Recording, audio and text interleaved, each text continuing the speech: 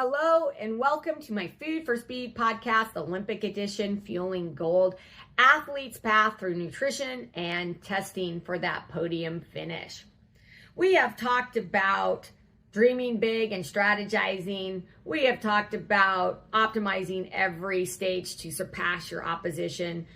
We have reviewed how to stay healthy and injury-free. And now we're going to discuss about seeking out a sports RD.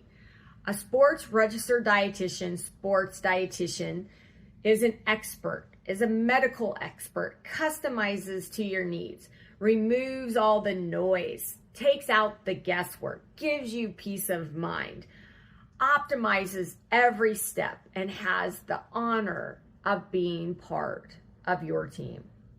Now, don't be fooled when you're looking for the words like nutrition coach, nutritionist. Even though some sports RDs say they're a sports nutritionist, you better see the R and the D, registered dietitian, after their name. They can only guide in an educational sense if they are a nutrition coach, a nutritionist without the RD. Maybe they're even an athlete that you admire and they're just telling you what they're doing, but they still can only do education. It's the same thing with being a personal trainer or a strength coach. They can only do general education. And here's the issue with this. The goal with these athletes is to customize as they go along to their body, to their special needs at the right time, at the right place for what they're trying to achieve. And those people cannot do that. So a sports RD is the one you want to go for. And I'm going to give you some examples. I had a high level swimmer and she was doing well, but the coach wanted me to up her carbohydrates. I don't know why, but he did. And we both looked at each other and we said, okay, we'll give it 2 to 3 months. We will do the muscle sounds that measures the fuel in the muscle. We'll continue to do body compositions. We will just keep in touch and see what's happening. Well, guess what? The fuel in her muscle was actually not going up. It was slightly going down. Her body composition was not advancing the way we would like. And she just didn't feel as good when she was in the water. And so we just took it back, but the coach saw the results and said, okay, and we moved on. I had a football player where he was getting leaner. He was getting stronger. He was seeing results, but the fuel in his muscles were never going up much, and it didn't make much sense to me.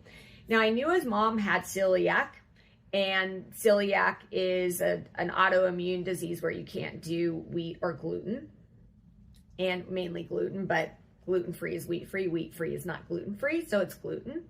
And I suggested to him, I go, I know you're not showing signs or symptoms, but do me a favor, give me 4 solid weeks of doing gluten, wheat, and yeast-free. And he did. And for the first time, even as he was getting leaner, we saw more fuel in the muscle doing the exact same fuel range. That's calories.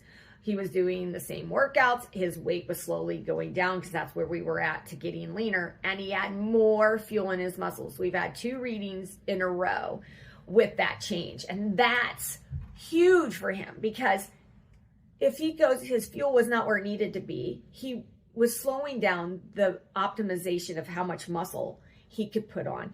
He would still not optimize his recovery, more apt to get injured and sick and not perform well. And just going into those 3rd and 4th quarters because the body would pull that fuel out and he would still be low.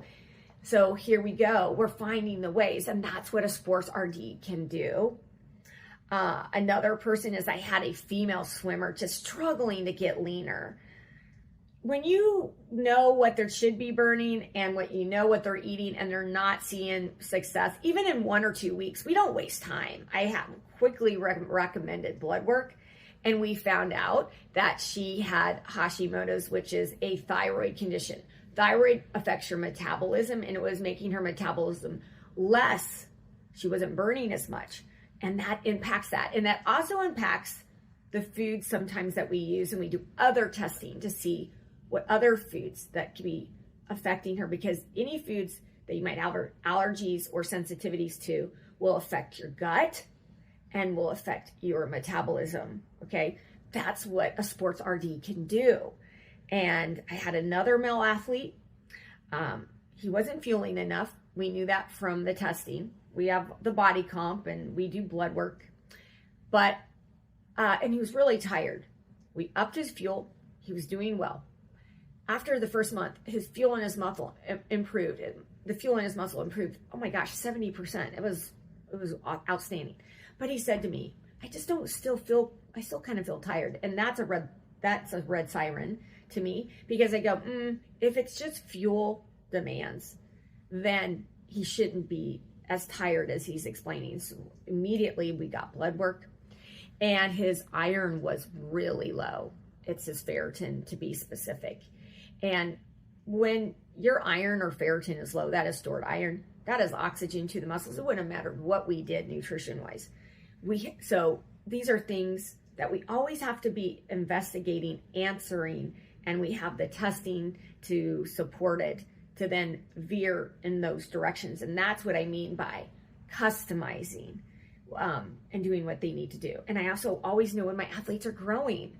And then we got to fuel through that growth. And then we sometimes have to fuel, maybe we kick back just a little bit. We let the testing also guide us. I don't have to guess. It's wonderful. But, there's always challenges and roadblocks for some people, or just the longer you work with somebody, you're just always trying to fine tune. So again, sports RDs are medical professionals with years of experience. And you always want to strive for the ones that do nutrition and testing, not just nutrition, especially for the high level athletes. And it helps if they have some background in exercise physiology. They might have double majored, or they actually doubled as an athletic trainer or a strength and conditioning through the National Strength and Conditioning Association, or maybe they're even a personal trainer through the National Strength and Conditioning Association, or they're a PhD in exercise phys, or maybe they are a physical therapist or have an other exercise background with the sports RD. That 100% strengthens the knowledge, because my brain, I'm an athletic trainer. The athletic trainer is not a personal trainer. Those are the ones that if you sprain your ankle on the field or the court, athletic trainers are the ones that manage, prevent, and treat injuries. And I am certified as a strength and conditioning through the NSCA. I do not train people. You don't waste your hopes and dreams, but I know what questions to ask. I know if you're maybe overtraining, and I would have a referral source of where to help, because I can't gain lean weight just by nutrition. I need to make sure if it's age appropriate, you're doing the resistance training. I'm an athlete trainer, but I don't do it full time anymore. So if I see things in my assessment, then I might refer that back to the athletic trainer or a physical therapist. Or sometimes I referred people to like a sports psychologist. Okay. This is where having all those backgrounds, you can just ping off different things to make sure every piece is covered, and you refer when you need to. And that's the benefit of a sports RD, not just somebody who looks good or has lots of muscles or an athlete themselves. It is customizing to the individual's needs, where they are at this time in their lives for that goal. All right. Thank you for listening to my Food for Speed podcast special edition for the Olympics, Fueling Gold, the athlete's path through nutrition and testing for that podium finish. Have a great and healthy day.